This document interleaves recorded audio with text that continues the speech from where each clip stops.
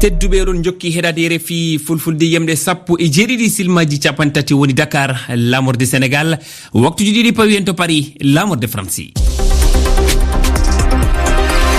Ahmadou Baroba toɓɓe mawɗe kabaruji men e oɗo aljuma labɗo laɓaɗo Burkina Faso kuriyankoɓe no jokki waɗude piyanɗe haysi tawi hooreɓe leydi ɗi ceerani e ƴewde peeje hanki kadi siwilaɓe jeenayo wallitoɓe konunkoɓe e fannu ndenago andiraɓe VDPN ɓe mbarama wondude konunkoɓe tato e dow piyanɗe kuliyankoɓe waɗude e saaha goto to rewo leydi ndi.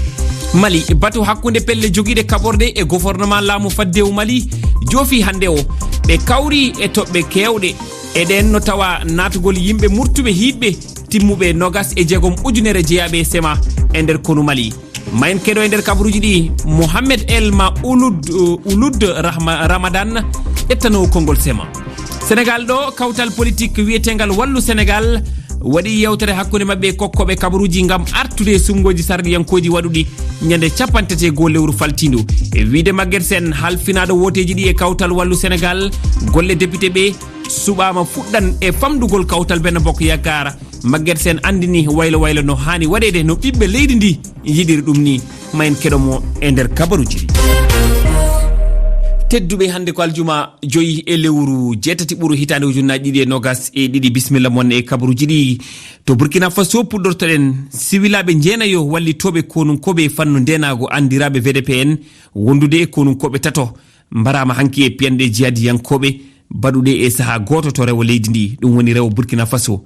ɗum nantini halfinaɓe nden ka diwal o kettoɗen no ɓuuri laaɓirde jantore Aissa Sow. yimɓe jogiiɓe kaɓorde jani e konunkoɓe to Bourzanga e diwan hakkunde rewo leydi ndi ko nonne kadi jangu waɗa e jonde VDPN siwileɓe yantuɓe e konungu gam haɓade jihadiyankoɓe. ngu jangu waɗi koto nokkure Alga e to Bulunga e commune goto. pittali jeenayi VDPN e konunkoɓe tato mbasama hen ko mawɗo VDPN goto gonɗini ɗi janguji e nde tongode mayɓe e ɗum o laɓɓitini ko jeegom e mabɓe jani to Alga tato woɗɓe to Bulunga e andinde wadboniyankoɓe hewɓe mbarama hen kono woodi kadi gañiɓe e bangue konungu ha e VDPN e wonande kabaru goɗɗo gummoriɗo to kono leydi ndi ko fodde kuliyankoɓe 50 mbara e ɗi janguji. To Mali batu hakkude pelle joguiɗe kaɓorɗe e gouvernement laamu faddewu Mali joofi hande o ɓe kawri e toɓɓe kewɗe eɗen no tawa natugol yimɓe murtuɓe hiɗɓe timmuɓe nogas e jeegom ujunere jeeyaɓe e sema e nder kono Mali. keɗoɗen ɗo Mohamed Elma Ouloud Ramadan ƴettanowo konngol sema. Ce qui ressort de ce communiqué c'est vraiment la quintessence ko yaltingol hollitol ko kawral hakkunde amen kono ko heddi waɗaka kon no ɗuuɗi ɓayti meɗen habbi e gouvernement ɗon waɗo nguwomu toppitotongu toɓɓe ɗemen fottali ɗen e mum taw wono min holliri noon faale arane semaɗen koye hooreɓe kono amen ngun tawne ardiɓe kono Mali ngal kawrital mawgal wartirani men yaakaare kono nomi holliri noon ko hana waɗede kon no ɗuuɗi ko goonga min gaɗi kawrital kono kawrital ngal tun nafata haydara nafa kan ko ñinnugol walla tabintingol ko halda e maggal kon ko ɓuri hittude kon duuɓi 7 caggal o sarti ko tabintinirgol mo kuuɗe. Mohamed Elma Ouloud Ramadan ƴettano konngol sema.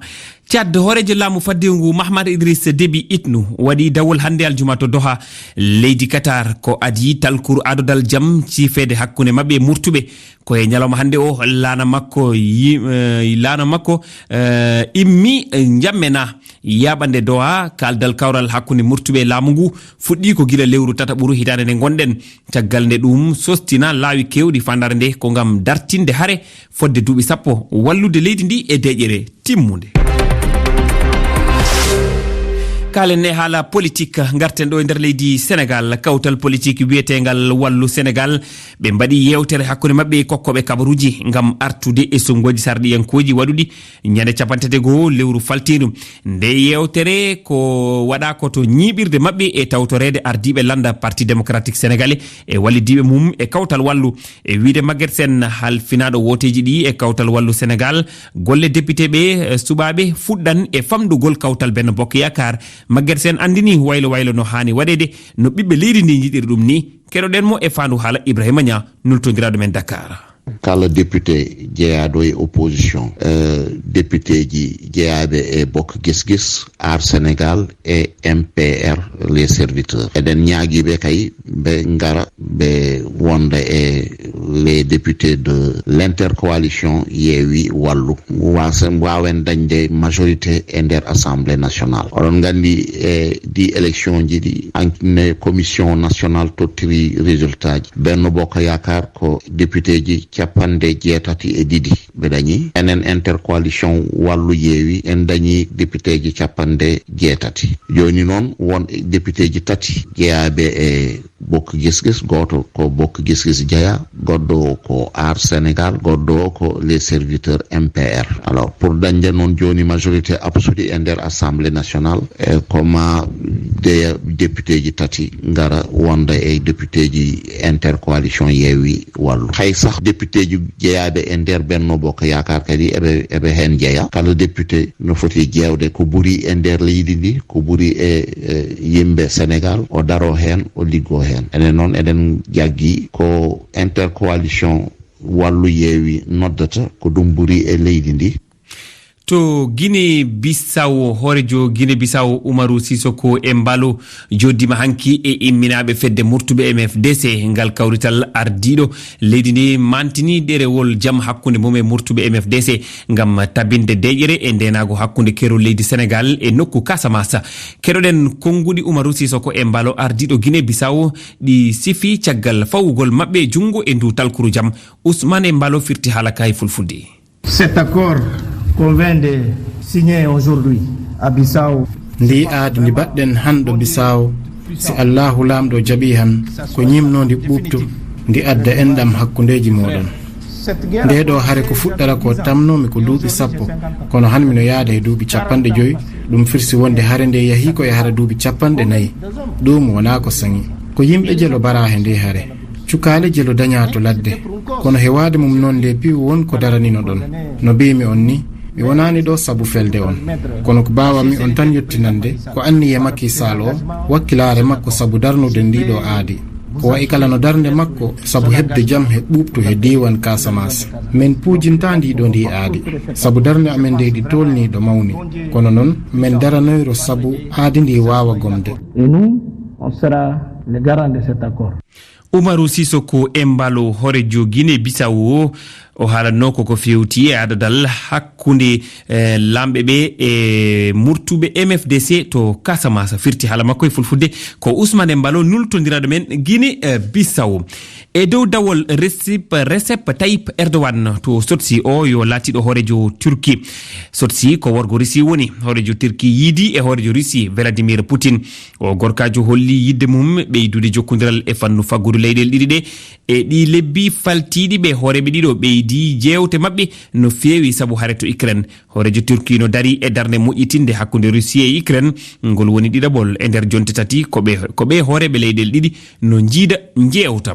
Ko fewti e alhaali Ukraine laana adika lowude na mbiyen laana adika nawde nguure makkari woɓɓe mbiya kaaba yawti rewde Istanbul lamode Turki taw caɗele fuu ngala ɓe ndewi e alarba o ko maayo ɓalewo ngo no wiye mer noir laaɗe goɗɗe immima Ukraine fewde e nder leyɗele goɗɗe ngam nawde nguure.